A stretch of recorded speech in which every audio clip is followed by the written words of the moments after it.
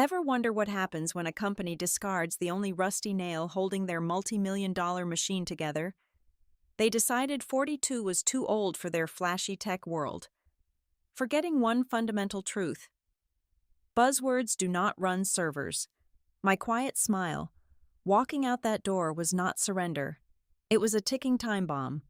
Pour a bourbon and let me show you how I burned Silicon Valley's pride to the ground in exactly 6 hours. Hello, wonderful listeners of Boss Revenge Stories. We pour our hearts into these tales, but unfortunately, YouTube has recently demonetized our channel, leaving us without the budget to keep the lights on.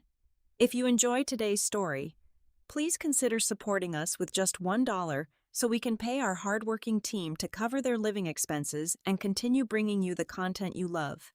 You can easily do this by scanning the QR code on your screen or clicking the donation link in the video description or pinned comment. My name is Lila Barnes. At 42 years old, I was the core network architect for Aura Smart Homes, a company that promised to revolutionize how the ultra-rich interacted with their mansions. It was exactly 9 o'clock in the morning when I was summoned without warning. There was no calendar invite, no preliminary email. Just a sudden ping on my company messenger directing me to the transparent glass conference room, situated right in the middle of our open-plan office. The office was a playground of beanbag chairs, ping-pong tables, and cold brew coffee on tap, designed to disguise the grueling 90-hour work weeks. Waiting inside the soundproof glass box were two people. The first was Chloe, the human resources representative. She wore a pastel blazer and a meticulously practiced, industrial-grade smile that never quite reached her eyes. Lounging in the chair next to her was Trenton Vance. Trenton was our 28-year-old newly appointed vice president of strategy. He was the epitome of Silicon Valley arrogance, wearing $1,000 designer sneakers with a tailored linen suit. He was the kind of executive who could not write a single line of code, but made up for it by aggressively utilizing empty slang like disruptive thinking and hyper-growth synergy. I sat down across from them, smoothing out my sensible, non-trending dark trousers. Chloe pushed a thick manila folder across the mahogany table. "Lila," Chloe began, her voice dripping with artificial empathy, "we are realigning our corporate trajectory to better reflect our future demographic." I shifted my gaze to Trenton. He leaned forward, resting his elbows on the table like he was preparing to deliver a keynote speech to a stadium. "Look, Lila," Trenton said, adopting that aggressively casual tone that tech brothers think makes them sound like visionary leaders. Aura Smart is gearing up for an initial public offering in the upcoming quarters. The board wants a fresher narrative for the investors. We are building a Generation Z ecosystem here. We need disruptive thinking. We need a brand identity that is younger, more vibrant, and more socially iconic. "You are saying I am too old," I stated flatly, cutting through the corporate word salad. Chloe gasped softly, a rehearsed sound of mock offense, but Trenton just smirked. "I am saying your paradigm is a bit outdated," he corrected, waving a manicured hand dismissively. "You lack the youthful agility we need to pivot in this dynamic market. Your back-end architecture is solid, sure, but it is not sexy. Investors want sexy." Before I could even formulate a response to the absurd notion that a load-balancing server infrastructure needed to be sexy, Trenton pulled his latest model smartphone from his pocket. He tapped the screen a few times with dramatic flair. A second later, the electronic lock on the glass door beeped loudly, and the indicator light flashed from green to red. "I just remotely deactivated your keycard access," Trenton announced, leaning back in his ergonomic chair with an air of absolute triumph. "For security protocols, of course. We cannot have disgruntled former employees poking around our sensitive data or sabotaging the network out of spite. You understand." It was a crude, heavy-handed display of power. He did it right in the middle of the meeting to create a coercive situation, hoping to humiliate me and force submission. They expected tears. They expected me to beg for my job, or perhaps initiate a screaming match that would perfectly validate their narrative of the emotional, unstable older woman who simply could not handle the fast-paced technology world. Instead, I gave them absolutely nothing. My face remained a perfectly blank canvas. I picked up the complimentary corporate pen resting on the folder. I read through the severance terms, which were insultingly low, and scanned the standard non-disclosure agreement. I signed my name on the dotted lines without a single moment of hesitation. Chloe blinked rapidly, clearly derailed by my complete lack of resistance. "We also have a career transition support package," Chloe offered nervously, pushing a glossy brochure toward me. "It includes resume workshops and interview coaching for senior professionals looking to re-enter the workforce." I slid the brochure back across the desk with a single finger. "No, thank you," I said evenly. "I think I will manage." I stood up, pushed my chair back, and walked out of the glass room, heading straight to my desk. Trenton and Chloe watched me from behind the glass pane like tourists observing a strange, stoic animal at the zoo. I grabbed a small cardboard box from the supply closet and packed my life: a ceramic mug, a framed photograph of my golden retriever, a mechanical keyboard I had built myself, and a spare sweater. It took me exactly 15 minutes. I did not say goodbye to anyone. I did not send a tearful farewell email to the engineering team. I simply pulled out my personal phone, went into the settings, and systematically deleted every internal corporate application, every two-factor authentication token, and my company email profile.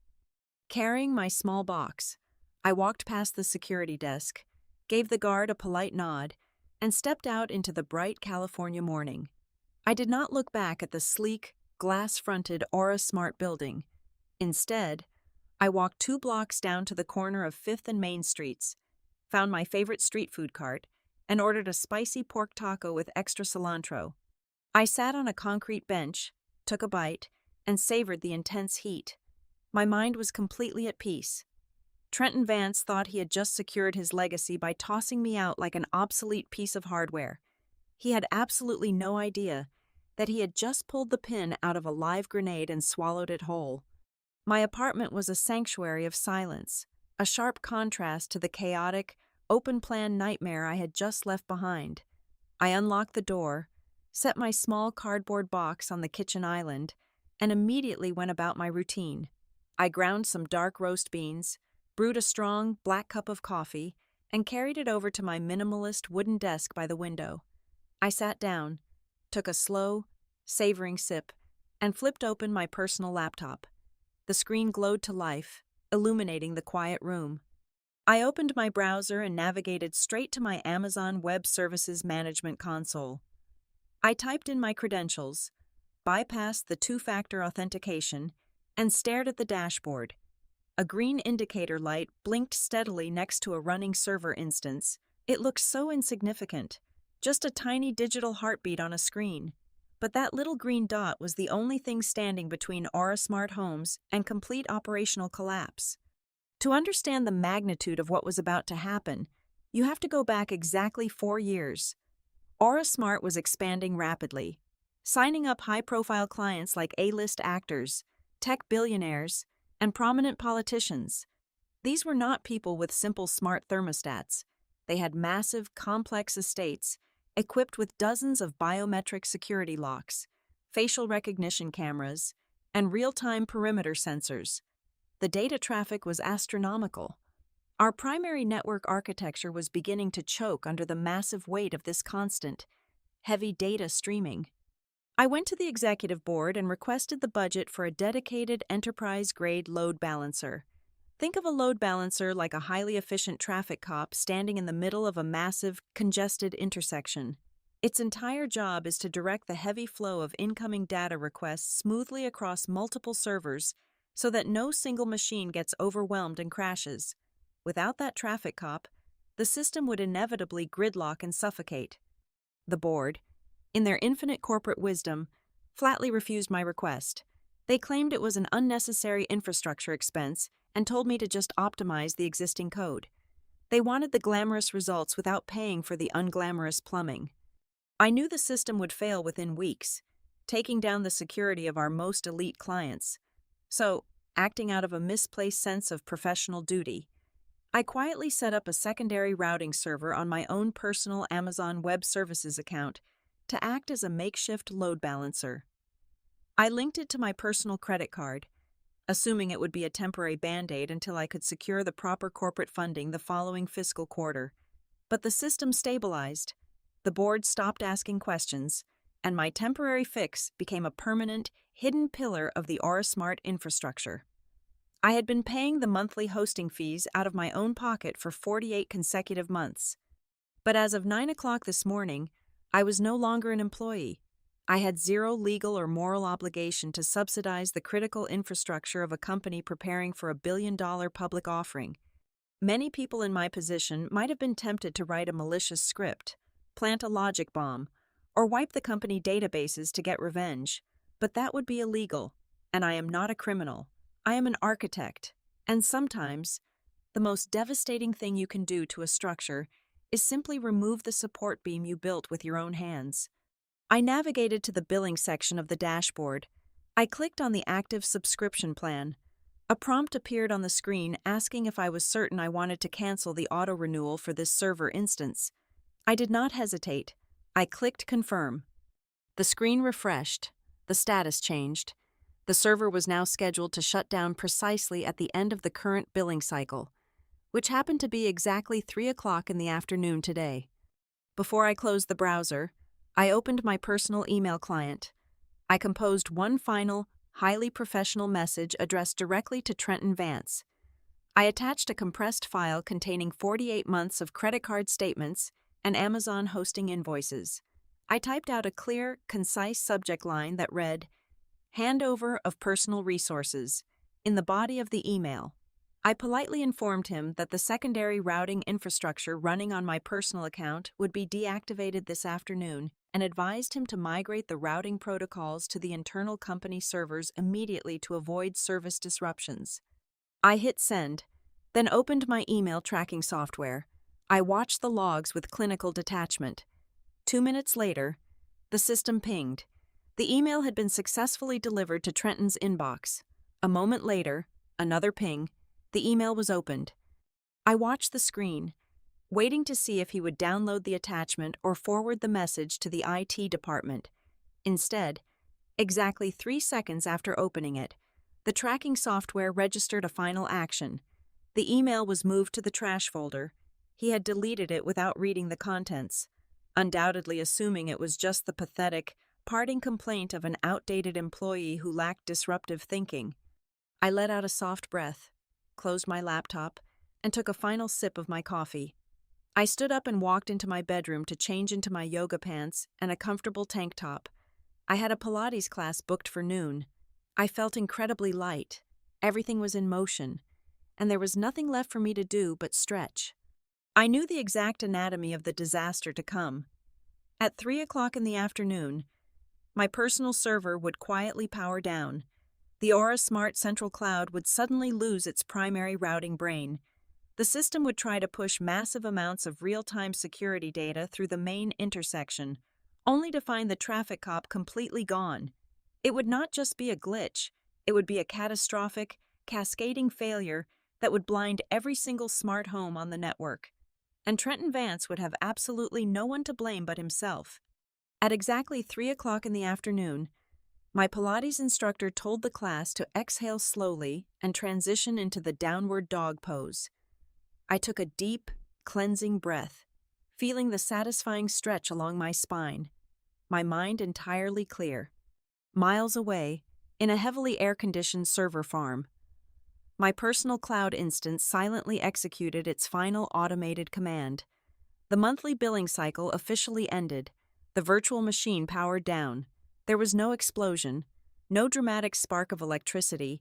It was just a quiet, digital severance. But in the invisible, high-speed realm of data routing, it was the exact equivalent of instantly vaporizing the main suspension bridge of a major metropolis during peak rush-hour traffic. The AuraSmart Central Cloud, which had been blissfully pushing millions of security data packets through my makeshift traffic cop for 4 years, suddenly found itself staring into an absolute void. The fallout was instantaneous. Without the load balancer to direct the heavy flow, the primary servers were immediately hit with a catastrophic backlog of simultaneous requests. Within 14 seconds, the entire real-time synchronization protocol collapsed completely under its own weight. And when a highly complex smart home ecosystem loses its central brain, it does not just gracefully shut down, it defaults to its most aggressive, paranoid defensive posture. Down in Beverly Hills, across the sprawling estates of Silicon Valley, and within the private compounds of high-ranking politicians, absolute hell broke loose. Heavy, reinforced steel doors, designed to withstand a sledgehammer, simultaneously triggered their deadbolts, trapping hundreds of the wealthiest people in America inside their own homes. The biometric scanners at the entrances flashed angry red rings, aggressively rejecting every fingerprint and retina scan as an unauthorized intrusion. Then, the environmental controls malfunctioned. The automated climate systems, unable to ping the central server to verify their baseline settings, panicked and overcompensated. Massive industrial furnaces roared to life in the middle of the sunny California afternoon, blasting the internal temperatures of these mansions up to 95 degrees Fahrenheit. To make matters completely unbearable, the perimeter security protocols initiated a hard lockdown mode. Military-grade burglar alarms began blaring at 120 decibels, a deafening, continuous shriek that echoed through the exclusive gated communities and could not be silenced by any wall panel, remote control, or mobile application.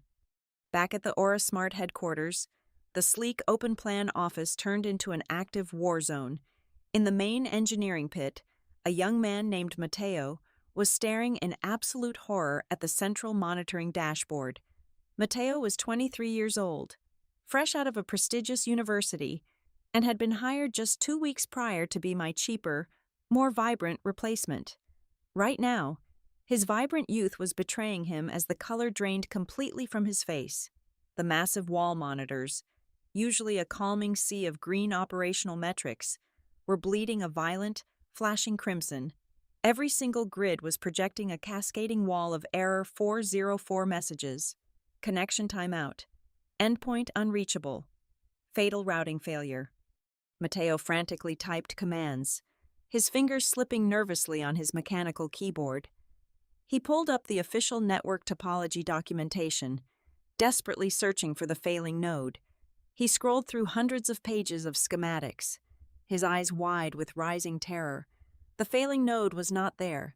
The entire architecture he was trying to troubleshoot was mapped assuming a straight-line connection that never actually existed. He was looking at a map of a city, completely unaware that the central highway had been built off the books by the person who had sat in his chair yesterday. Sweat dripped down Matteo's forehead, fogging his designer glasses. He was drowning in a sea of red text, and he had absolutely no idea how to swim. The glass doors of the IT department flew open with a violent crash. Trenton Vance sprinted into the room. His expensive linen suit suddenly looked very wrinkled, and his luxury sneakers squeaked frantically against the polished concrete floor. "What is happening?" Trenton shouted, his aggressively casual persona evaporating into shrill, unfiltered panic. "Why is my phone blowing up? Why is the entire dashboard red?" "The main routing node is gone," Matteo yelled back, his voice cracking under the immense pressure. "The system cannot find the load balancer. The packets are dropping. Everything is dropping. Nearly 900 estates are going into hard lockdown." "Well, fix it," Trenton barked, waving his hands wildly in the air. "Pivot the servers. Synergize the backup nodes. We need to maintain our ecosystem integrity." Matteo stared at him, completely dumbfounded by the absolute uselessness of the corporate jargon in the face of a catastrophic technical failure. "There are no backup nodes for this specific failure," Matteo pleaded, gripping the edge of his desk so hard his knuckles turned white. "I do not even know where this load balancer was hosted. It is not in the Amazon Web Services corporate directory. It is like a ghost machine just vanished into thin air. The documentation is useless. I need the original architect. We need Lila." At the mention of my name, Trenton's face contorted. He remembered the email he had casually deleted just 5 hours ago, the one titled Handover of Personal Resources. The realization hit him like a physical blow to the stomach. The truth was staring him in the face. He had personally authorized the destruction of the company's infrastructure, but his massive ego immediately rejected the reality of his own catastrophic mistake. "No," Trenton snapped, his voice trembling. "We do not need her outdated paradigm. Think outside the box. Mateo, be disruptive. Hard reboot the central cluster. A hard reboot will corrupt the local caches in the mansions and brick the hardware," Mateo warned, but Trenton was already backing out of the room, fleeing the consequences of his own leadership. Outside the engineering pit, the customer service floor had descended into absolute madness. The phone lines were completely jammed with over 3,000 calls in the queue. A famous action movie star was currently screaming at a terrified 20-year-old representative, demanding to know why he was locked inside his private home theater with the heat rising rapidly and an alarm rupturing his eardrums. A prominent tech chief executive officer was threatening to buy AuraSmart just to fire everyone involved because she was trapped in her master bathroom, the oxygen feeling heavy and unbreathable. The switchboards were crashing under the sheer volume of furious, panicked billionaires demanding immediate rescue. Trenton stood in the middle of the hallway, his breathing shallow and rapid. The company stock was preparing for its initial public offering next month, and his entire career, his entire reputation as a Silicon Valley visionary, was currently burning to ash around him. If the board of directors found out that this total collapse was directly caused by his arrogant decision to terminate the core architect and ignore a handover email, he would be professionally ruined forever. He needed a scapegoat. He needed a narrative that painted him as a heroic victim of unforeseen, malicious circumstances, rather than the architect of his own demise. He pulled out his phone, his hands shaking violently, and dialed a number he had never imagined calling. He bypassed local law enforcement entirely and contacted the regional field office of the Federal Bureau of Investigation. "My name is Trenton Vance," he said, pacing the hallway like a cornered animal. "I am the vice president of strategy at AuraSmart Homes. We are experiencing a massive, coordinated cyber attack. A sophisticated syndicate of hackers has breached our mainframe. They have hijacked the homes of several high-profile United States citizens. They have seized control of the environmental and security systems, and they are holding our entire network hostage. We need immediate federal assistance." Trenton hung up the phone, taking a deep, ragged breath. He thought he was brilliant. He thought he had just engineered the perfect cover story to deflect the blame. He had absolutely no idea that by escalating this to a federal level, he had just handed me the final, perfect piece of leverage I needed to execute the next phase of my plan. It was exactly 5 o'clock in the evening. The California sun was beginning its slow descent, casting a warm, golden glow across my apartment balcony. I was peacefully watering my collection of potted orchids, enjoying the quiet hum of the city below, when 3 sharp, heavy knocks rattled my front door. It was not the polite tap of a neighbor. It was the rhythm of authority. I set down my watering can, walked through my living room, and opened the door. 2 men in immaculate dark suits stood in the hallway. One flashed a gold shield. He introduced himself as Special Agent Miller, and his partner as Special Agent Hayes, from the Cybercrimes Division of the Federal Bureau of Investigation. Miller looked at me with cold, evaluating eyes and demanded that I step aside so they could question me regarding a severe cyber attack on national security infrastructure, specifically targeting high-profile citizens. I did not flinch. I did not raise my hands in panic or stammer a defense. I simply smiled, a polite, practiced curve of the lips, and stepped back to invite them inside. I asked if they preferred green or chamomile tea. Hayes looked completely thrown off by the offer, but Miller maintained his severe expression and declined. I guided them to my dining table and calmly opened my personal laptop. I asked them exactly what Trenton Vance had told them.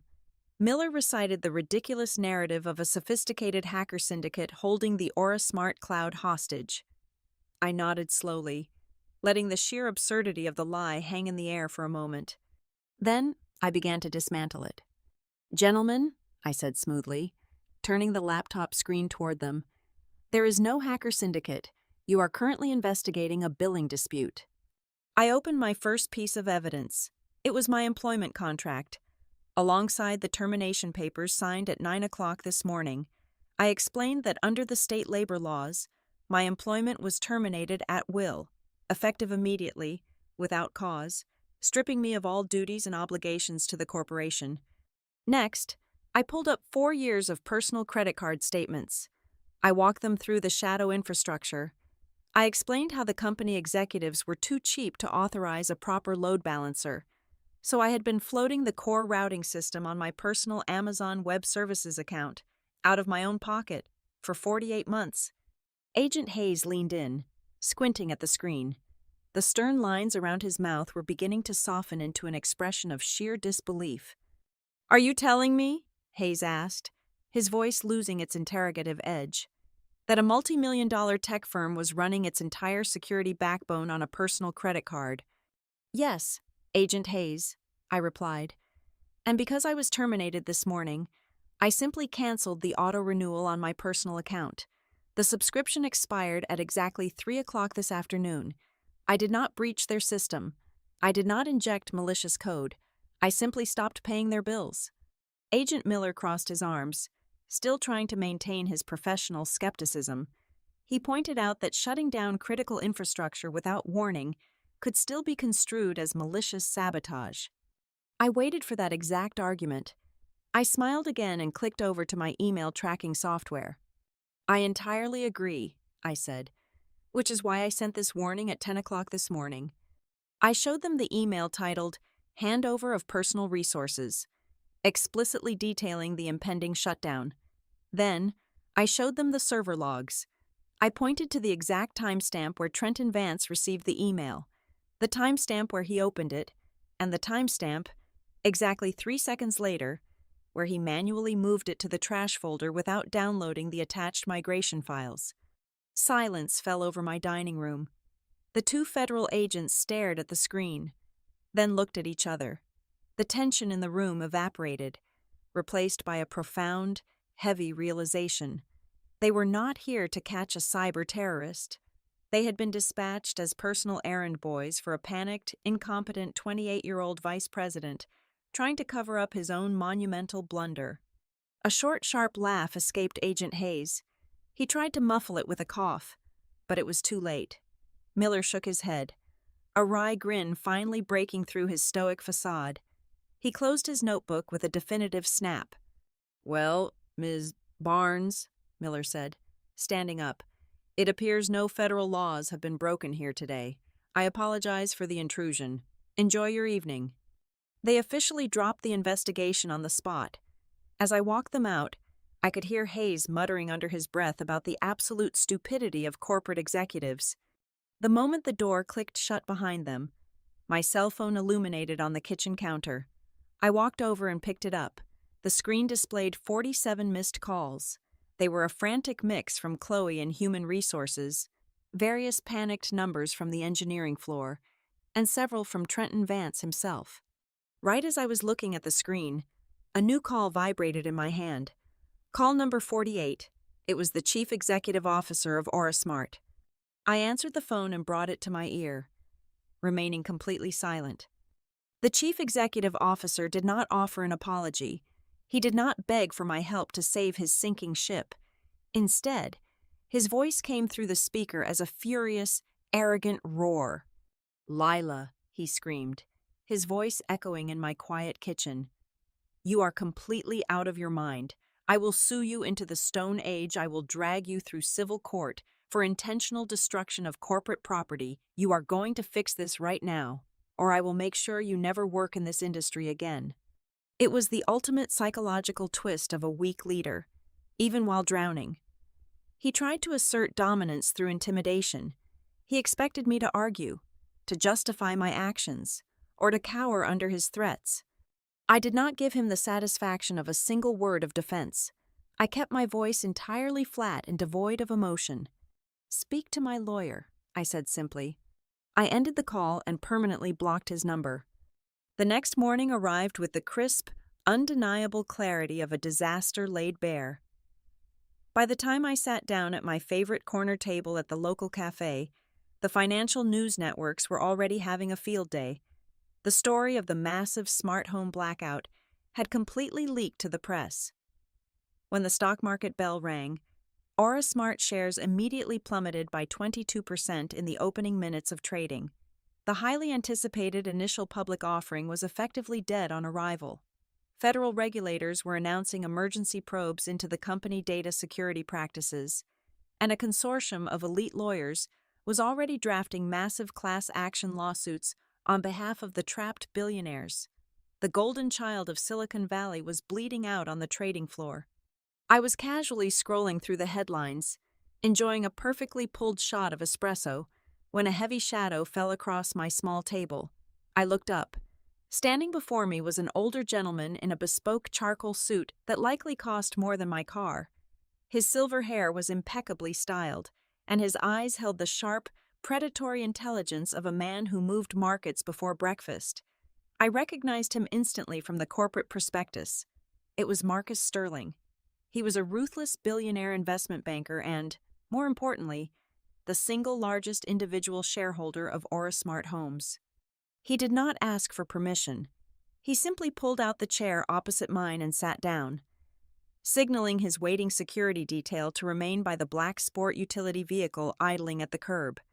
"Lila Barnes," Marcus said, his voice a rich, gravelly baritone. "I spent 3 hours yesterday afternoon locked inside my own temperature-controlled wine cellar. It dropped to 45 degrees. I had to wrap myself in a vintage tapestry just to keep my teeth from chattering." I took a slow sip of my espresso, meeting his gaze evenly. "I hope it was a good vintage, Mr. Sterling." A heavy silence stretched between us, and then Marcus Sterling threw his head back and laughed. It was a genuine, booming sound that turned the heads of several other patrons. "You have nerves of steel," Marcus said, leaning forward and resting his elbows on the table. "Most people would be terrified right now, but not you. I did not come here to sue you, Leela. In fact, after I finally got out of that freezing cellar, I had my private corporate intelligence team rip into the Aura Smart servers to find out exactly who was responsible. They worked all night. They found the missing load balancer, they found the shadow infrastructure, and they found the tracking logs of that email you sent to Trenton Vance." Marcus smiled, and it was a dangerous, wolfish expression. "I am profoundly impressed. It was precise. It was absolutely ruthless. And best of all, it was entirely legal. You brought a billion-dollar company to its knees by simply refusing to pay their bills." I set my cup down. "I am just a private citizen managing my personal finances, Mr. Sterling." Marcus nodded appreciatively. "Exactly. And that brings me to why I am here. I have despised the current executive board for over a year. They are arrogant children playing with venture capital. This total collapse is exactly the leverage I needed. As we speak, I am executing a massive hostile takeover. I am buying up every single dumped share of AuraSmart while the price is at rock bottom. By the end of the day, I will own the controlling interest." He paused, his expression turning strictly business. "But a hostile takeover is utterly useless to me if the core asset is permanently destroyed. I need those mansions unlocked. I need the network stabilized. And my intelligence team tells me that the current engineering staff is completely incapable of rebuilding your architecture in time to save the brand." Marcus pulled a sleek digital tablet from his briefcase and set it on the table. "I want to hire you, Lila, not as an employee. I want you as an independent technology consultant. Your sole objective is to log in, patch the immediate damage, and get the system functional enough to stop the bleeding. I will pay you $15,000 per hour for your services." It was an astronomical figure, the kind of money that changes lives. But more importantly, it was the ultimate vindication. The very company that threw me out like trash was now being bought by a man who was willing to pay a king's ransom to bring me back. I looked at the billionaire investor. I did not blink, and I did not immediately say yes. "I will accept your offer, Mr. Sterling," I said, keeping my tone perfectly level. "But my hourly rate is only part of the agreement. I have one additional, non-negotiable condition." I leaned across the small cafe table and calmly detailed my terms. I watched Marcus's eyes widen slightly as he processed the sheer audacity of my request. Then, that same wolfish smile spread across his face again. He slapped the table with the palm of his hand in pure delight. "Done," Marcus declared, signaling to his assistant waiting near the car. "I love the way you do business, Lila." The assistant hurried over and took the tablet. Marcus authorized a transaction with a quick biometric scan. "Consider that a down payment," he said. My phone vibrated in my pocket. I checked the screen. A wire transfer for $300,000 had just cleared directly into my checking account. The game had completely changed, and I was now holding all the cards. Still sitting at the cafe table. I did not even bother returning to my apartment. I simply pulled my personal laptop out of my bag, connected to the encrypted wireless network, and opened my terminal window. My fingers danced across the mechanical keys, feeling the familiar, comforting rhythm of pure control. It took exactly 3 lines of encrypted code. I established a secure bridge, routing the choked data packets through a temporary, heavily fortified secondary server I had spun up on the spot. Within 60 seconds, 70% of the AuraSmart network came back online. It was just enough to disengage the hard lockdowns. The reinforced steel doors clicked open. The alarms finally silenced, and the billionaires of Beverly Hills could finally breathe fresh air again. However, I purposefully kept the highest tier of the core administrative rights locked firmly behind my own personal encryption key. I was handing them a lifeline. But I was absolutely keeping my hand on the choke collar. Later that afternoon, an emergency meeting of the AuraSmart Board of Directors convened. It was held in the exact same transparent glass conference room where I had been discarded like yesterday's trash. The atmosphere was completely different now. The chief executive officer looked as though he had aged 10 years in a single afternoon. His tie was loosened, his face pale and drawn. Next to him sat Trenton Vance, looking completely shattered. His designer sneakers scuffed against the floor in a nervous, relentless rhythm. They were desperately trying to figure out how to survive the incoming wave of federal fines and billion-dollar lawsuits. The heavy glass door swung open. Marcus Sterling strode into the room, exuding the terrifying, quiet power of a man who now owned the controlling interest of the entire corporation. The chief executive officer immediately stood up, attempting to put on a brave face, ready to grovel to the new majority shareholder. But Marcus simply raised a hand, stopping him dead in his tracks. "I am not here to listen to your excuses," Marcus stated, his voice echoing coldly off the glass walls. "I have already stabilized the immediate crisis by bringing in my own fully authorized technology representative. She will be handling the transition of the core architecture." Marcus stepped aside. I walked through the glass door, wearing a sharply tailored dark suit and carrying my laptop. The blood drained completely from Trenton's face. The chief executive officer stared at me, his jaw practically hitting the mahogany table. They suddenly realized the horrifying truth. The survival of their careers, their wealth, and their freedom was resting entirely in the palm of the 42-year-old woman they had patronized and fired just 24 hours ago. Trenton, driven entirely by the frantic instinct of a cornered rat, slammed his hands onto the table. "This is extortion," Trenton shouted, pointing a trembling finger at me. "She orchestrated this entire disaster. She maliciously deactivated the servers to sabotage us. She is violating every single code of professional ethics, and we should have her arrested." I did not raise my voice. I walked calmly to the head of the table, plugged my laptop into the main presentation interface, and tapped a single key. The massive screen on the wall illuminated, but it did not show network schematics. It displayed a series of heavily encrypted banking transactions. "Since we are discussing professional ethics, Trenton," I said smoothly, letting my words hang in the silence of the room, "let us look at the information technology infrastructure budget from the 3rd quarter of last year. I requested a critical expansion budget. You denied it, claiming the funds were needed for aggressive marketing expansion." I clicked to the next slide. It showed a direct trace from the corporate infrastructure accounts to a series of dummy vendor corporations. "It turns out," I continued, Those vendor corporations are registered to a shell company owned by your brother-in-law. You systematically embezzled the hardware budget to finance your personal luxury expenses and your tailored linen suits. And whenever the system experienced lag because of the lack of resources, you conveniently blamed the old, outdated architecture to cover your tracks. The silence in the boardroom was absolute. You could hear a pin drop. Trenton collapsed back into his chair, his mouth opening and closing, unable to form a single word of defense. The chief executive officer buried his face in his hands, realizing the company had been rotting from the inside out. Marcus Sterling leaned against the glass wall, a satisfied smirk on his face. "Which brings us to the final piece of business," Marcus announced. "Lila agreed to fix your mess, but she had one secret condition for her employment, a condition I am more than happy to activate right now."